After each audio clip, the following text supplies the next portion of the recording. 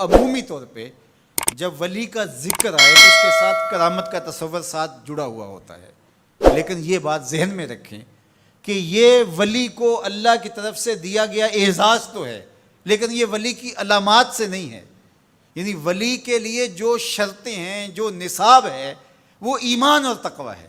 اگر کسی کے اندر یہ دو خوبیاں پائی جائیں اور وہ کمال درجے کی موجود ہوں، لیکن کرامت آپ تک نہ پہنچے یا ظہوری نہ ہو ساری زندگی، تو اس کے ولی ہونے میں شک نہیں ہے۔ اور ایک شخص کے اندر آپ کرامت دیکھیں لیکن یہ دو خوبیاں نہ پائی جائیں تو اس کو ہم کرامت ہی قرار نہیں دے سکتے، وہ استدراج ہوگا۔ ہر وہ خرق عادت امر جو بغیر کسی شخص سے ظاہر ہو اور ہو خرق عادت، ما فوق الفطرت چیز ہو، تو اس کو قدرت الہیہ کہیں گے۔ اور اگر وہ نبی کے ہاتھوں سے اعلان نبوت سے پہلے صادر ہو جائے تو اسے ارہاس کہا جاتا ہے۔ اعلان نبوت کے بعد ظاہر ہو تو اسے معجزہ کہا جاتا ہے، اور وہی چیز کسی ولی کے ہاتھ سے ظاہر ہو تو اسے کرامت کہا جاتا ہے۔ اور اگر کسی عام بندہ مومن کے ہاتھوں سے ظہور پذیر ہو تو اسے معونت کہا جاتا ہے۔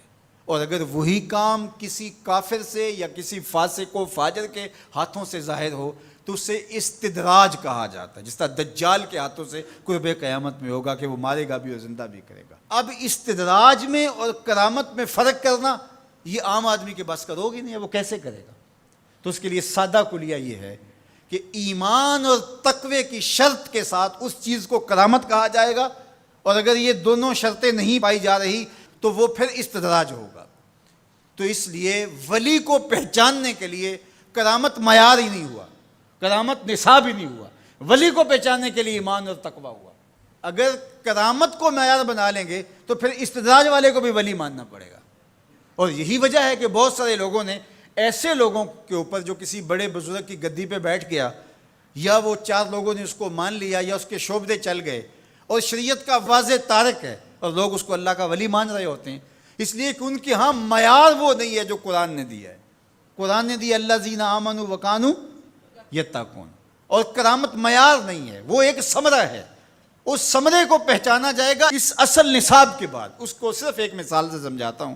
حضرت داتا گنج بخش علی حجویری علیہ الرحمہ نے کشف المعجوب میں یہ واقعہ لکھا ہے۔ کہتے ہیں کہ شیخ علی الخواص ایک بہت بڑے بزرگ تھے، وہ سفر پہ جا رہے تھے اور صاحب حال تھے، با کمال تھے، واقعتاً اللہ کے ولی تھے۔ ایک شخص آیا اور ہانپتا کانپتا ان کے پاس آ کے رکا، کہا آپ شیخ علی الخواص ہیں؟ فرمایا ہاں۔ تو کہا کہ میں لمبا سفر کر کے آیا ہوں اور آپ کی صحبت میں کچھ دن گزارنا چاہتا ہوں، تو آپ مجھے اپنی صحبت کے شرف سے محروم نہ رکھیے۔ تو حضرت شیخ علی الخواص نے مراقبہ کیا اور اسے کہا کہ مجھے تیرے بدن سے کفر کی بو آ رہی ہے۔ اللہ والوں کو اللہ نے بصیرت کا نور دیا ہوتا ہے۔ اس نے کہا جی میں نصرانی ہوں اور دیار غرب سے آیا ہوں، آپ کی شہرت سنی تھی تو آپ کی صحبت میں کچھ وقت گزارنے کی آرزو ہے، مجھے محروم نہ رکھیے۔ شیخ کہتے ہیں میں نے ٹالنا چاہا، میں نے کہا کہ میری صحبت میں رہنا بڑا مشکل ہوگا، تکلیفیں سہنا پڑیں گی۔ اس نے کہا جی میں گوارہ کروں گا۔ فرمایا ٹھیک ہے۔ کہا کہ میں چلتا گیا اور وہ بھی میرے ساتھ تھا۔ 8 دن گزر گئے، کبھی کھانا ملتا، کبھی 2 لقمے لے لیتے، کبھی پانی پی کے گزر اوقات ہوتی، کبھی گھاس کھا لیتے۔ ایک دن اس کا وجود کپ کپا رہا تھا بھوک کی شدت کی وجہ سے۔ اس نے مجھے کہا شیخ آپ اللہ کے بندے ہیں، میں نے عہد تو کیا تھا کہ کوئی آپ سے مطالبہ نہ کر پاؤں، لیکن اب میری سخت جواب دے گئی۔ تو آپ اللہ کے مقرب ہیں، تو اللہ کے اس قرب کی وجہ سے اس سے دعا کیجئے تو وہ میرے اور آپ کے کھانے کا انتظام کر دے۔ کہتے ہیں کہ میں اس کی حالت کو دیکھ کر کے سجدہ ریز ہو گیا اور اللہ کی بارگاہ میں نے یہ دعا کی مالک اس کافر کے سامنے رسوا نہ کرنا۔ کہا جب میں نے سر اٹھایا تو آسمان سے ایک طبق اترا جس کے اوپر 2 پیالے شربت کے تھے اور 2 روٹیاں تھیں۔ تو میں نے ایک پیالہ اور ایک روٹی اس کو دے دی اور ایک خود لے لی اور پھر سفر شروع ہو گیا۔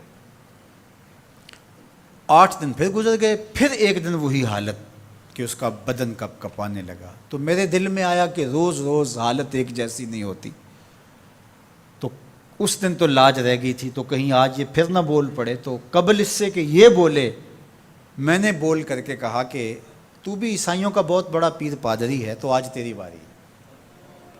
تو کہتے ہیں جب میں نے اس کو کہا تو اس نے بھی سجدے میں سر رکھ دیا، اور میں دل ہی دل میں سوچا کہ اس کا سجدہ ریز ہونا کیا معنی رکھتا ہے جب ایمان ہی نہیں ہے۔ تھوڑی دیر کے بعد جب اس نے سر اٹھایا تو آسمان سے بھی طبق اترا، جس پر 4 پیالے شربت کے اور 4 روٹیاں تھیں۔ تو اس نے 2 روٹیاں اور 2 پیالے میری طرف بڑھائے، اور 2 پیالے اور 2 روٹیاں اپنی طرف کر لیں، اور کہا کہ کل یا شیخ کھائیے۔ میں نے کہا میں نہیں کھاؤں گا، اس لیے کہ کرامت ہو نہیں سکتی، اور استدراج کا کھانا جو ہے وہ میں کھا نہیں سکتا، چونکہ تم کافر ہو تو میں استدراج کا کھانا کھاؤں تو یہ نہیں ہو سکتا۔ تو اس نے کہا کل یا شیخ، شیخ کھائیے اور میری طرف سے 2 مبارکیں وصول کیجیے۔ میں حیران ہوا، میں نے کہا کیا مبارکیں؟ اس نے کہا میں نے سجدے میں سر رکھا اور اللہ کی بارگاہ میں عرض کی، اے اللہ اگر اسلام سچا دین ہے تو 2 پیالے اور 2 روٹیاں عطا کر دے، اور اگر علی الخواص واقعی تیرا ولی ہے تو 2 پیالے اور 2 روٹیاں اس کے صدقے سے دے دے۔ تو ایک تو آپ کو آپ کی ولایت کی مبارک ہو، اور دوسرا ہاتھ بڑھائیے اور مجھے اسلام میں داخل کیجیے، اسلام سچا دین۔ تو شیخ علی الخواص کے اس واقعہ کو ذکر کرنے کے بعد داتا گنج بخش علی حجویری فرماتے ہیں کہ علی الخواص جیسا شخص بھی یہاں پریشان ہو جائے کہ خدایا یہ استدراج ہے یا کرامت، تو کہا پھر عام آدمی کیسے فیصلہ کر سکتا ہے کہ یہ استدراج ہے یا کرامت؟ تو کہا کہ اس کو یہی دیکھنا پڑے گا ایمان اور تقوی ہے